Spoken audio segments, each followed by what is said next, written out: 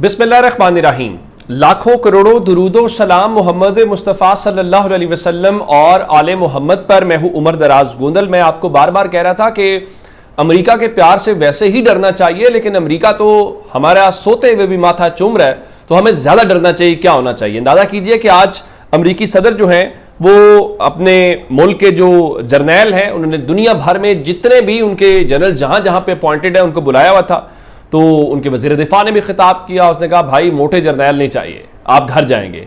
फिर ट्रंप ने कहा कि अगर यहाँ पे जो मुझे सुनना नहीं चाहता या मुझे पसंद नहीं करता बाहर चला जाए, सिर्फ खुद नहीं जाएगा, उसका रैंक भी जाएगा, फ्यूचर भी जाएगा। खैर, वहां पे भी उन्होंने पाकिस्तान के हवाले से बात की और कहा कि पाकिस्तान के वजीर आजम और फील्ड मार्शल 3 दिन पहले यहां थे। फील्ड मार्शल ने हमारे साथ मौजूद लोगों को कहा कि ट्रंप ने लाखों जिंदगियां बचाई हैं, और आज एक बार फिर उन्होंने फील्ड मार्शल साहब के हवाले से ग्रेट गाय का लफ्ज जो है वो इस्तेमाल किया।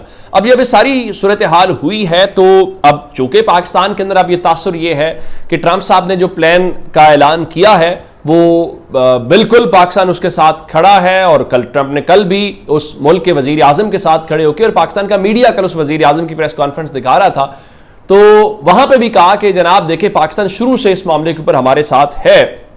इस सारी चीज को लेकर अब जो बीबीसी से लेकर द गार्डियन है वो बड़े वाज़ेह तौर पे कह रहे हैं कि उस नाजायज मुल्क का वजीर आजम कह रहा है कि हम ये जो फलस्तीन की रियासत का को ना हमने उसके ऊपर एग्री किया है और ना ही हम उसको बनने देंगे। तो फिर हमने तस्लीम क्या किया है, फिर हमने किया क्या, फिर हमने हमारा हासिल वसूल क्या है? तो अब इस बारे में आज मुस्लिम लीग नून की जानिब से भी रद्द-ए-अमल उनकी पार्टी के अंदर से आ रहा है। उसमें से जो अफनानुल्लाह सेनेटर हैं, उन्होंने एक ट्वीट किया और कहा कि कोई बेवकूफ़ी होगा जो उस मुल्क के वजीर आजम के ऊपर एतमाद करेगा। और उसके बाद जो है ख्वाजा साद रफीक जो है, जो इस हुकूमत का हिस्सा तो नहीं है, उन्होंने आज लिखा वॉइस ऑफ द हार्ट, और उसमें उन्होंने ट्रंप के मंसूबे के हवाले से कहा कि उस नाजायज मुल्क की फौज के सामने जो वहां पे लोग हैं, जो तंजीमें हैं, उनको सरेंडर करने पर मजबूर करने का एक प्लान है। लेकिन पाकिस्तान के अंदर कहा जा रहा है, अब इवन जो पाकिस्तान के अंदर शहबाज शरीफ का 2020 का एक ट्वीट सामने आया जिसमें इसको वो एक गैर मुनसिफाना और एक मकबूजा प्लान कहते हैं। और अब लेकिन सूरत हाल तब्दील हो गई है। अब चूंकि मैं तो एक बार बार कह रहा हूं कि अगर रियासत जो है उसने फैसला कर लिया और मुस्लिम लीग नून ने फैसला कर लिया है, तो खुलकर ऐलान करें कि हमारा ये मंसूबा है, हम ये चाहते हैं और हम इसके ऊपर जाएंगे। अब माजी में इमरान खान ने वो ये कहा था, जी इमरान खान का बयान था, उसकी आड़ ना लें।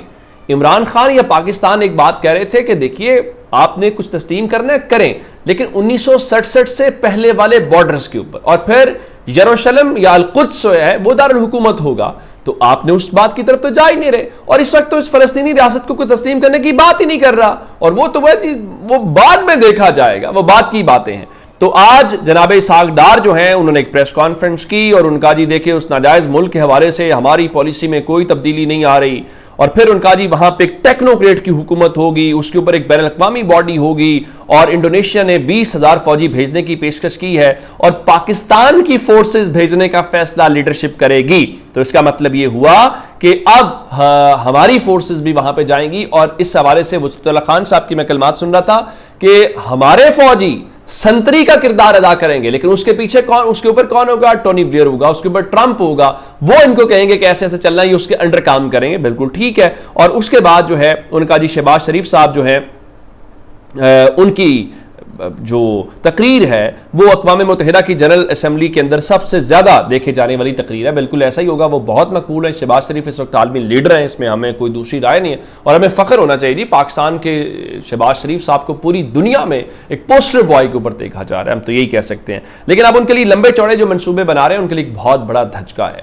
धचका इस तरीके से है कि कल हाफिज नईमुर रहमान जो जमात इस्लामी वाले हैं उन्होंने इस हवाले से बड़ा वाज़ेह मौक़िफ़ लिया। उनकी एक बड़ी लाइन है, वो कह रहे हैं जी हम इसको तस्लीम नहीं करेंगे, और इसका एक ही हक है, और वो ये है, देखिए इसमें आपने कल से क्या देखा, इसमें आपने, मैं वो शफात अली हैं जो कॉमेडी करते हैं, उन्होंने एक बड़ी शानदार बात की कि it's a colonial deal not a peace deal, कि ये एक जो है वो इस्तेमारी डील तो हो सकती है। फिर जब आप गोलान की पहाड़ियों की बात करते हैं और वहां पर भी वो कहते हैं, तो फिर आप कैसे इस मंसूबे को इंप्लीमेंट करवा सकते हैं, कह सकते हैं। और फिर एक और बात कि हुकूमत हमारी को इख्तियार किसने दिया क्या आपने पार्लियामेंट में इस मामले को डिस्कस किया, क्या आपने इस हवाले से किसी और को जो है वो किया, और आपने ये सब कर लिया और सारी दुनिया कह रही है कि उनके प्लान को आप एक तरह से एग्जीक्यूट कर रहे हैं। और अब इस चीज़ को लेकर जिस तरह मैंने आपको बताया कि हाफिज़ नईमुर रहमान साहब ने एक बड़ा वाज़ेह मौक़िफ़ इख्तियार किया और वो इस चीज़ को मानने को तैयार नहीं है।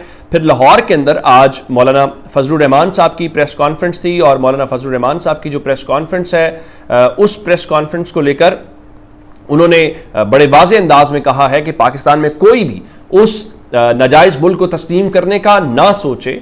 और फिर उन्होंने कहा कि चूंकि कायद-ए-आज़म ने जो कहा था तो हम बिल्कुल उसी तरह से हैं। और फिर उन्होंने कहा कि फ़लस्तीन के बारे में जब तक फ़लस्तीनी कोई खुद फैसला ना करें हम उनके ऊपर कोई हल मुसल्लत नहीं कर सकते। ये बात मेरा ख्याल है बहुत दुरुस्त है। और फिर उन्होंने ये कहा कि वहाँ के जो स्टेक होल्डर्स हैं उनको तस्लीम किए बगैर किसी मसले का हल नहीं निकल सकता। और शहबाज शरीफ की जो तकरीर थी वो और जो ट्रंप के प्लान के हक में उन्होंने ट्वीट किया है उसमें बड़ा वाज़ेह फ़र्क है। तो मुझे यूं लग रहा, देखिए पाकिस्तान के अंदर एक चीज के ऊपर कंसेंसस है, वो मैं कहना चाहता हूं, वो मुस्लिम लीग नून का वोटर हो, वो पीपल्स पार्टी का वोटर हो, वो तहरीक इंसाफ का वोटर हो, वो किसी मजहबी जमात का हो, किसी गैर मजहबी जमात का हो, वो कंसेंसस है। इस पर कोई डिबेट ही नहीं है, कोई बहस ही नहीं है, कोई तफरीक ही नहीं है कि फ़लस्तीन को लेकर और उस नाजायज़ मुल्क को लेकर। लेकिन अगर हुकूमत ने और मुस्लिम लीग नून ने ये एजाज़ हासिल रियासत ने करना है तो ये आप हो सकता है इस बात के ऊपर हूं कि ट्रंप हर लम्हे आपकी तारीफें कर रहे हैं और आप बड़े खुश हैं,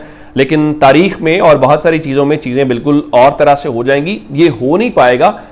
तो मेरा ख्याल है कि अभी तो पाकिस्तान तहरीक इंसाफ ने, जब मैं आपसे बात कर रहा हूं तो इस दौरान ही अपना बयान जारी कर दिया है। उन्होंने जी बड़े गहरी तशवीश का इजहार किया है और उस हवाले से उन्होंने एक तो यरूशलेम के हवाले से, फिर गोलान हाइट्स के हवाले से, और ये कहा है कि ये इंटरनेशनल लॉ की, अक़वाम मुत्तहिदा की जो करारदादें हैं उस हवाले से ये उसकी खिलाफ वर्जी है। और फिर उन्होंने कहा कि बिल्कुल हम इस हवाले से बड़े वाज़ेह हैं कि हम दो रियासती हल के हवाले से इमरान खान बहुत खुल के कहते आए हैं और वो वही है कि जो 1967 के पहले बॉर्डर्स हैं उस हवाले से वही था। और उन्होंने ये कश्मीर के और फ़लस्तीन के हवाले से बड़े वाज़ेह तौर पर कहा और फिर उन्होंने कायद-ए-आज़म के हवाले से दिया है। तो उसके साथ ही पाकिस्तान तहरीक इंसाफ ने ये कहा है कि जी वो फ़लस्तीन के जो लोग हैं उनके साथ, उनके हिमायत में हैं, उनकी आज़ादी के लिए, और अल-कुद्स शरीफ जो यरूशलेम है उसको उनके दारुल हुकूमत के तौर के ऊपर, और जो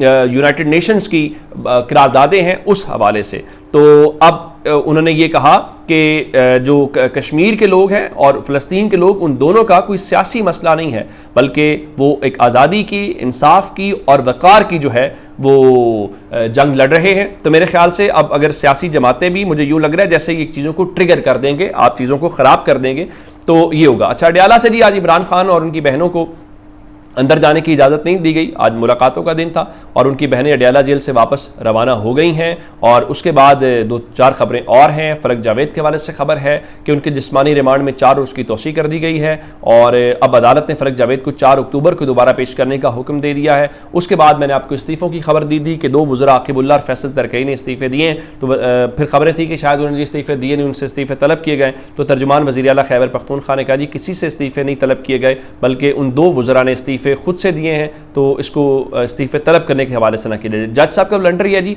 ईमान मज़ारी साहिबा को सजा दिया जाना मकसूद है। आजकल पाकिस्तान में ये खबरें आती हैं, हुकूमत का कोई मुखालिफ है, कोई इख्तलाफ राय करता है, उसको इतने साल की सज़ा, उसको इतने साल की सज़ा। तो ईमान मज़ारी साहिबा जी, उनके वारंट गिरफ्तारी जारी किए गए हैं और उसके ऊपर जज का नाम ताहिर अब्बास सिप्रा लिखा हुआ था, लेकिन बाद में एहसास हुआ कि नहीं भाई ये तो क्या कहते हैं कि अफजल मजोका जज हैं, तो उनका जी वो नाम काट के उसके ऊपर लिख दिया और अब वारंट गिरफ्तारी उनके जो है वो जारी कर दिए गए हैं। तो बिल्कुल इतनी तेज़ी और जल्दी के साथ इंसाफ होना चाहिए और ये शुक्र है कि उन्होंने फिर भी काट के नाम, वो चाहते तो जज का नाम ना भी लिखते तो भी वारंट गिरफ्तारी के ऊपर अमल दरामद जो है वो रियासत करवा लेती है। अपना बहुत सारा ख्याल रखिएगा। खुदा हाफिज़।